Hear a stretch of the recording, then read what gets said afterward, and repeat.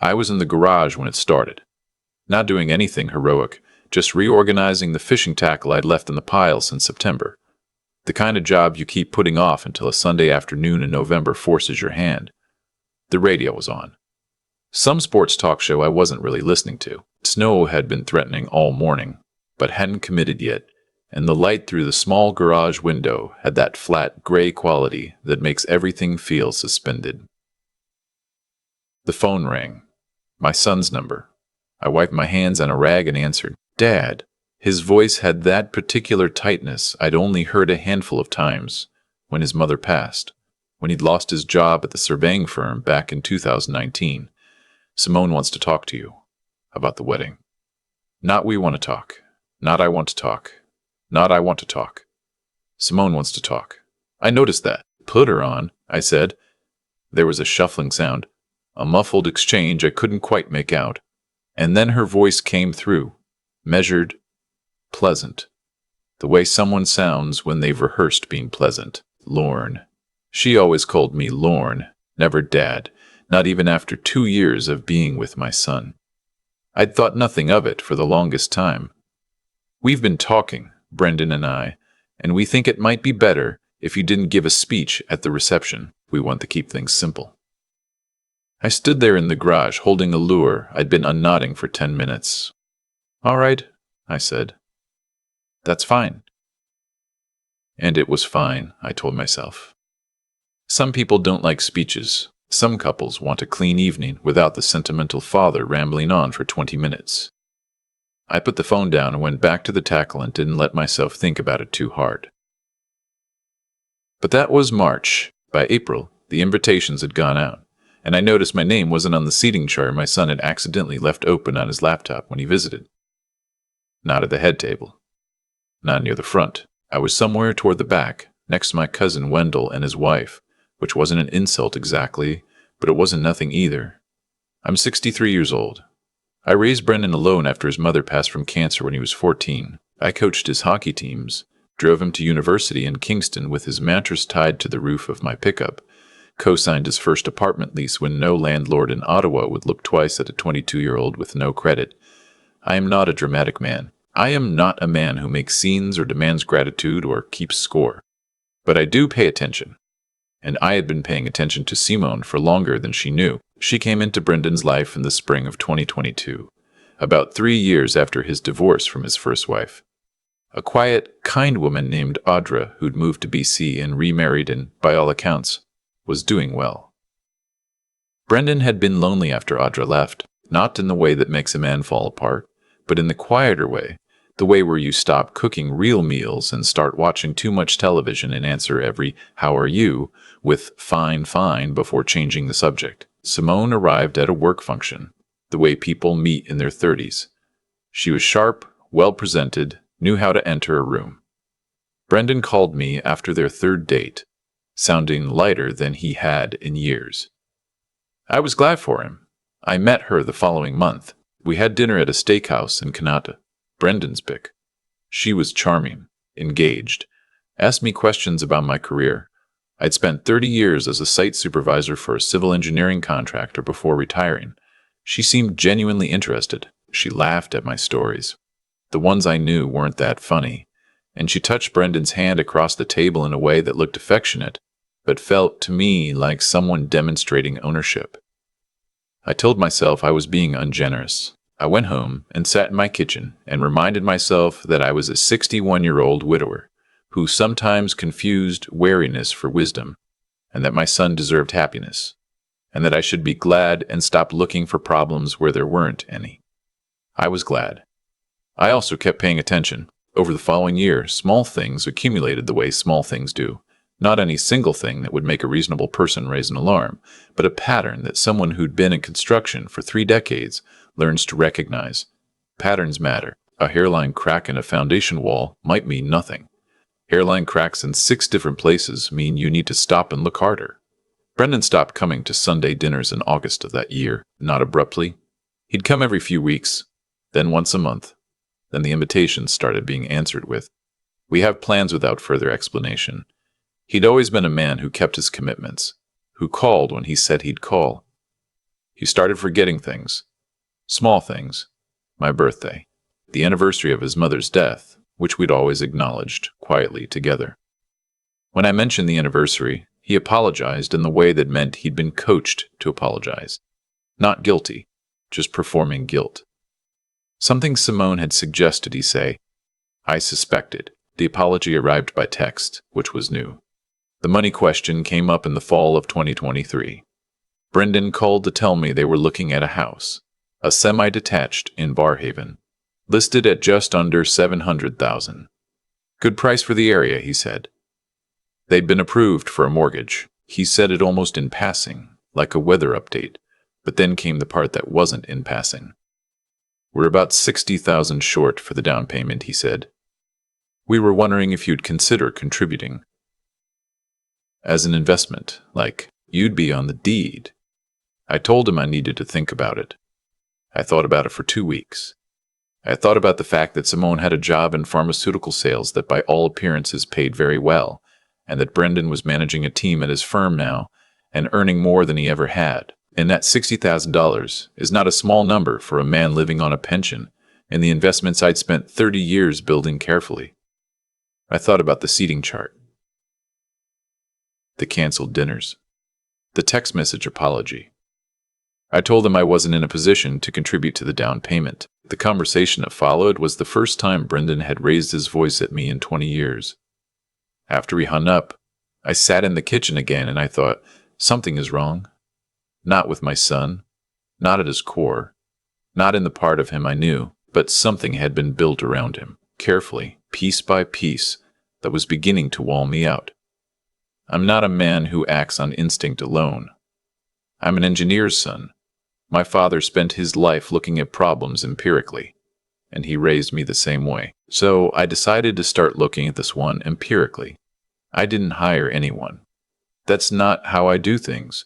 What I did was start paying more careful attention to what was already in front of me. I called my friend Hugh, not the Hugh on the list, the other one, Hugh Belanger, who'd retired from the RCMP after 30 years, and now spent his time woodworking and consulting occasionally for insurance firms.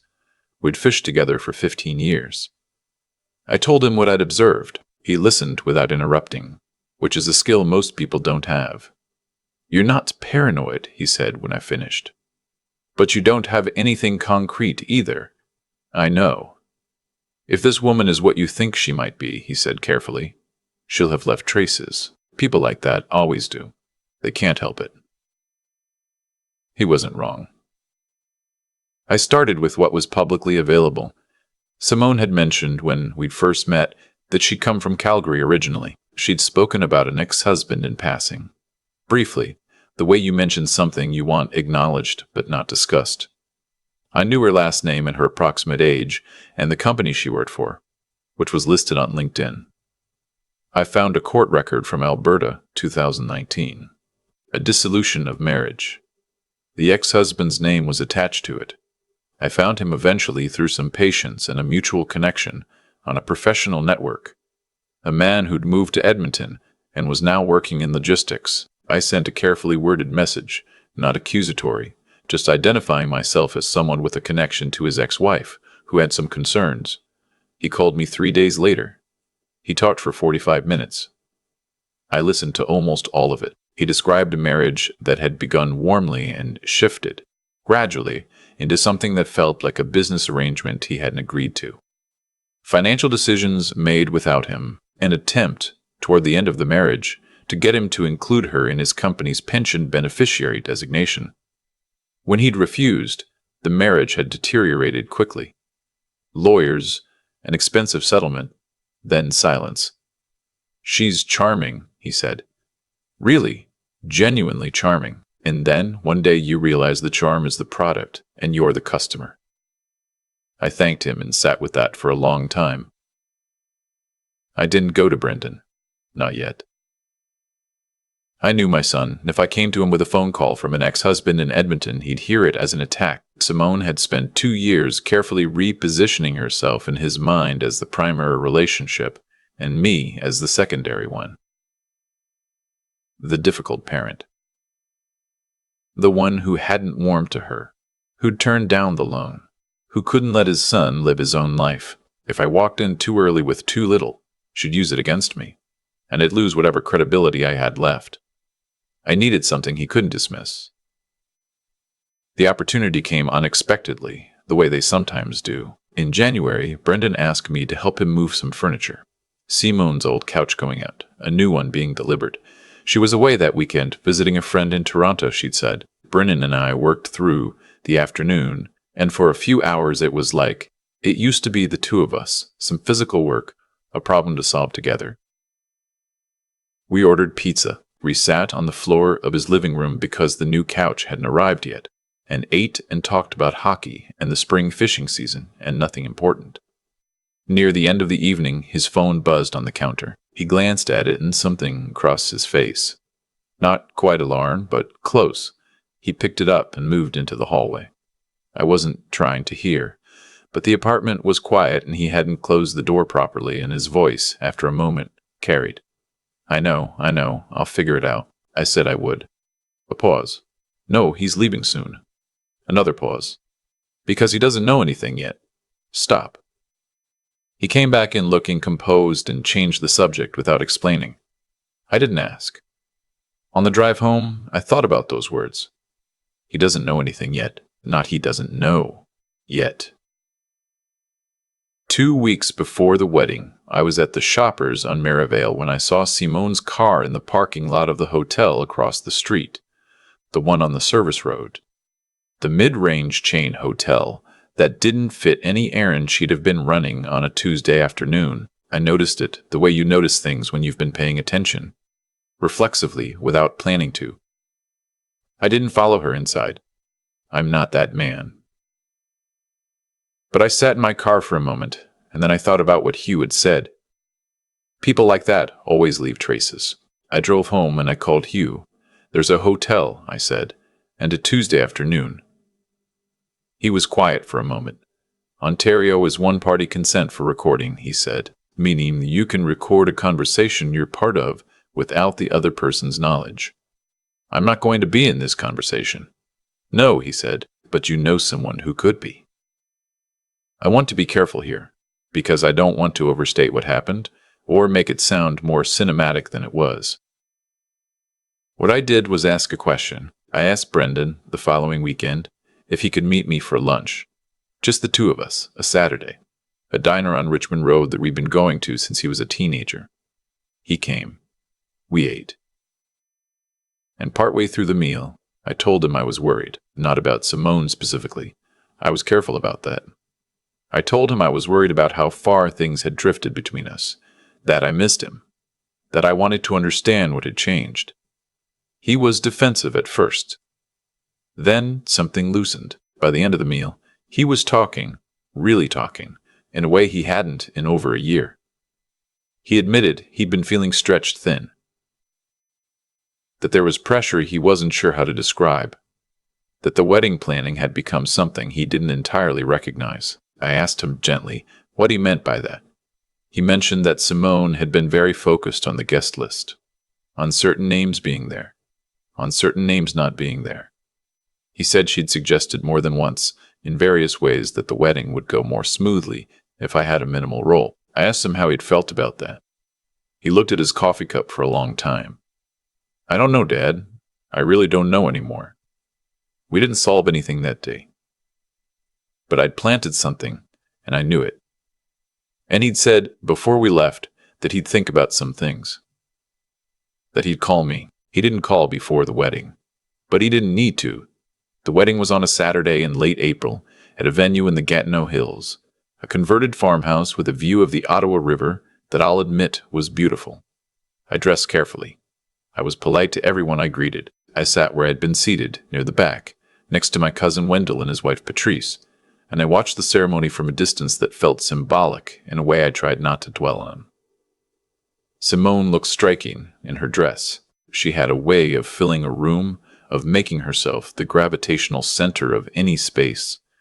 I watched her scanning the crowd during the cocktail hour, not looking for her guests, I noticed, but cataloging them, making sure the arrangement was what she'd arranged. Our eyes met once, briefly. She smiled at me, the kind of smile that meant nothing. It was during the dinner, before the speeches, which I was not giving, that she came to my table. Wendell had stepped away, and Patrice was talking to someone across the aisle, and Simone stood beside my chair and said quietly, pleasantly, looking out at the room rather than at me, "I want you to enjoy this evening, Lauren, but I also want you to know that this is Brendan's and my life now, and if you're going to continue being a part of it, some things will have to change." I looked at her.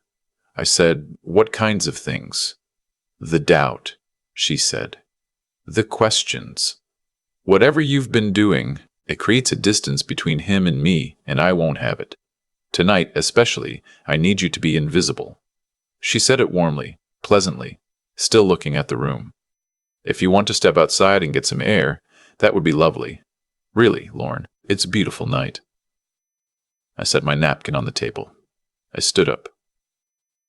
I said, "That's a reasonable suggestion, but I'm going to take someone with me." She finally looked at me then. Her expression shifted, not much, but enough. I walked to the head table and I crouched beside my son's chair, and I said 3 sentences into his ear. I told him I loved him. I told him I had something that belonged to him, information that was his to have. And I told him that when he was ready to hear it, I'd be waiting outside. Then I walked out. I sat on a low stone wall near the parking lot and looked at the river and the early April darkness and the lights from Gatineau reflecting off the water, and I waited. I didn't know if he'd come. I'd done what I could do. The rest was his. He came out 11 minutes later. I know because I was looking at my watch. He came out still in his jacket and his bow tie, and he sat down next to me on the wall and he said, "Tell me." So I told him. All of it. The Edmonton call. The hotel. The Tuesday afternoon. The things I'd observed, in sequence, with the same methodical attention I'd give to a structural problem on a job site. I told him about the phone call I'd overheard. The conversation about the loan. The way the world around him had been slowly rearranged. I did not editorialize. I did not tell him what to feel. I laid it out, and I let it sit between us. He was quiet for a long time. "The ex-husband," he said finally. "He told you all of this?" "Yes." "And you didn't tell me." "I didn't have enough yet, and I knew what would happen if I came to you too early." He was quiet again. The door to the venue opened and closed behind us, someone stepping out for a cigarette, giving us a wide berth when they saw 2 men sitting in silence. "She asked me to put her name on my RRSP beneficiary designation last month," Brendan said. "I didn't do it, but she asked. I didn't say anything. I told myself it was normal." He pulled at a thread on his jacket. "She has a way of making everything seem normal." We talked for an hour. The reception continued without us. At some point, someone came to find him. I think it was one of his groomsmen, and he sent them back inside. At another point, his phone lit up with her name several times, and he set it face down on the wall beside him. Near the end of the hour, he asked me, "What do I do now?" "That's yours to decide," I said. "I'm not telling you what to do. I'm telling you what I know. The rest is your life." He nodded. He sat there a little longer. Then he said something I won't forget.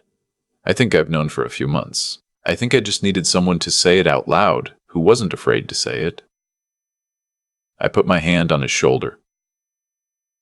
We stayed on that wall until it got cold, which in late April in the Ottawa Valley doesn't take long. I'll spare the details of what came next because they belong to Brendan, not to me. What I'll say is this. The evening did not end the way she'd planned it. There were conversations I was not part of. A lawyer was contacted the following week. Brendan's lawyer, not one she'd suggested. Documents were reviewed. The marriage, which had legally taken place in the ceremony I'd sat at the back for, was beginning an annulment process within a month, on grounds that Brendan's legal counsel felt were solid. She did not take it without a fight, but she also didn't have much to fight with, because Brendan had made sure, in the weeks between my lunch and the wedding, to do some of his own looking. He found things I hadn't. He confirmed things he'd half noticed and pushed aside. The house in Barhaven was still in his name alone. The RRSP designation still had me on it, which I only found out later, which undid me quietly in a way I'm still not entirely sure how to describe. The first Sunday dinner Brendan showed up for again, about 6 weeks after the wedding.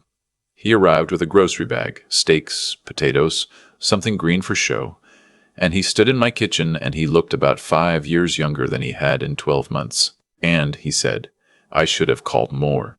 Yes, I said. You should have. We ate. The hockey game was on. We didn't talk about any of it, not directly. There wasn't anything left to say that hadn't been said on a stone wall in the dark beside the Ottawa River. He comes for dinner most Sundays now. He's seeing someone he met through a colleague. Slowly, carefully, the way someone who's been burned learns to do things. She came to dinner 3 weeks ago, a woman called Petra who works in environmental consulting and who laughed, genuinely laughed, at a story that actually wasn't that funny and didn't touch his hand in a way that felt like demonstration. I noticed that too. I'm 63 years old, and I know that paying attention is not the same as being suspicious, and that loving someone is not the same as protecting them from everything, and that there is a version of fatherhood that has to be earned back after it's been quietly undermined. I earned it back on a cold stone wall in April. I'd do it again without hesitating. I've been thinking about what it actually takes to hold on to someone you love without holding them back. It's not a clean thing. There's no instruction for it. When I look back at everything that happened between me and Brendan, what strikes me most isn't the wedding, or the stone wall, or even the conversation with the ex-husband in Edmonton. What strikes me is how long I sat on what I knew and said nothing. Not because I was afraid, exactly. Because I understood that getting it wrong, going too early, too hard, too emotional, would cost me my son permanently, and I wasn't willing to pay that price. That's not instinct. That's discipline. And discipline, I've come to believe, is the thing that separates people who mean well from people who actually do well. Simone was intelligent. I want to be honest about that, because it matters. She wasn't some obvious villain. She was patient, calibrated, and she understood people, how they want to be seen, where their soft spots are, how to make a man feel chosen while quietly rewriting what he's choosing. She'd done it before. She would have done it again. The harm she was capable of wasn't dramatic. It was gradual, and gradual harm is the kind that's hardest to name until it's already settled in. What I did, the calls, the listening, the waiting, wasn't revenge. I don't have any interest in revenge. What I wanted was accurate information, delivered at the right moment, to the one person who needed it most. That's it. Everything else followed from that. There's something people don't say enough about the relationship between a parent and an adult child. It has to be re-earned. Constantly. Not through sacrifice or guilt or money. Those are poor substitutes, but through showing up as someone worth listening to. I had to be the kind of father whose word meant something when it mattered most. That meant years of being steady and honest even when it cost me, including the dinner where Brendan raised his voice at me over the loan. I didn't fight back that night.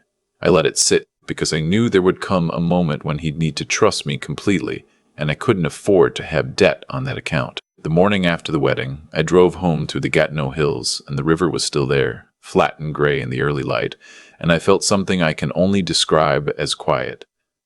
Not victory. Not even relief, exactly. Just quiet. The kind that comes when you've done what you set out to do without flinching, without shortcuts, without becoming something you wouldn't recognize. Brendan is rebuilding now. Carefully, slowly. The way someone who's been burned learns to do things, as I said before. I watch him and I see, more clearly than I have in years, the man his mother and I raised. He's in there. He was always in there. He just needed someone who refused to stop looking for him. That, I think, is what I'd want anyone to take from this. Not that parents are always right, because we're not. Not that love always wins, because the world isn't that tidy.